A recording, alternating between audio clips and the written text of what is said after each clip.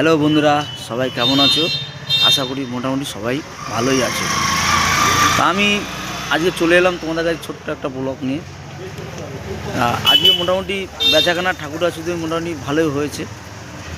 তা আজকে গুড় নিয়ে এসেছিলাম। গুড় প্রায় শেষ আছে, প্রায় কিলো 2-এর মতন হয়তো আছে। নারকেলও নিয়ে এসেছিলাম, আর কিছু ফল রয়েছে, কলা টলা কিছু রয়েছে।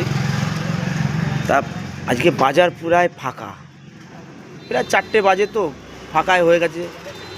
আমি মোটামুটি 5টা-6টা অবধি দোকানদারি করি, কেননা অনেকে অফিস থেকে বাড়ি যাওয়ার পথে আমার কাছ থেকে টুকটাক ফল টল নিয়ে যায়, কারণ আমি ওনাদের জন্য বসে থাকি। তা আসে, তা কিছু কাস্টমার আছে মোটামুটি আমার বাধা। তা বাড়ি গিয়ে কি করব, বাড়ি গেলে তো খরচা আছে। তা যাই হোক, বাড়িতে তো যেতেই হবে, ওর জন্য এখানে বসে আছি বাজারে। তা যদি কম বেশি বেচাকেনা হয়, তা মোটামুটি 1 কিলো 750 মতন আপেল ছিল। তা আপেল এক দিদিকে দিয়ে দিলাম। উনি আজকে তো ছুটি, তা ওই কারণে উনি আজকের কাছে এক জায়গায় গেছিলো, সেখান থেকে ফেরার পথে উনি নিয়ে গেল 1 কিলো 700 গ্রাম মতন আপেল নিয়ে চলে গেছে। তা উনি নিয়ে গেল এইমাত্র। আর একটা পেঁপে নিয়েছিল। পেঁপেগুলো নাসিকের পেঁপে, খুব ভালো, লাল আর খুব মিষ্টি। আমিও সেদিনকে বাড়িতে একখানা কেটে খেয়েছিলাম।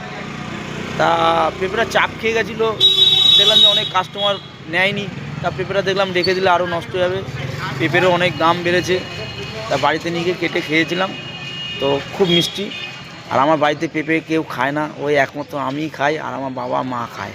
আদেশ পেঁপে সেরকম কেউ খায় না। তা যাই হোক, আজকে তো মোটামুটি বেচাকেনা হয়েছে কম বেশি, মোটামুটি ভালোই বেচাকেনা হয়েছে। বাজারটাও মোটামুটি আজকে ঠিক আছে। তা কী করবো বন্ধুরা, মালের দাম প্রচণ্ড চড়া।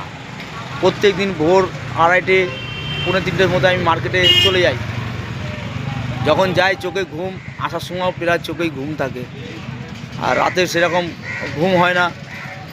আর শুলেই তো ঘুম তো আসে না, ওই শুলে চোখ বুজে বুজে রেখে দিই, আস্তে আস্তে আস্তে তারপর ঘুমিয়ে পড়ি, বা ঠিক পৌনে 3টে বাজতে না বাজতে উঠে পড়ি। তা যাই হোক, আজকেও সেরকম হয়েছে। আর সবথেকে বড়ো কথা, কষ্ট হচ্ছে শীতকালে, প্রচণ্ড কষ্ট। এই ঠান্ডার মধ্যে লেপের তল থেকে কেউ বাইরে বেরাতে পারে না এই শীতের ভয়ে। তবে কী করবো, ছেলে হয়ে জন্ম নিয়েছি, কর্ম তো আমাকে করতেই হবে।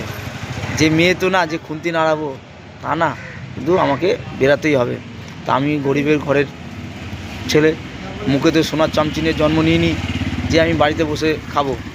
তারপরে সংসার আছে, মেয়ে আছে, বউ আছে, তার একটা সংসারে খরচা আছে।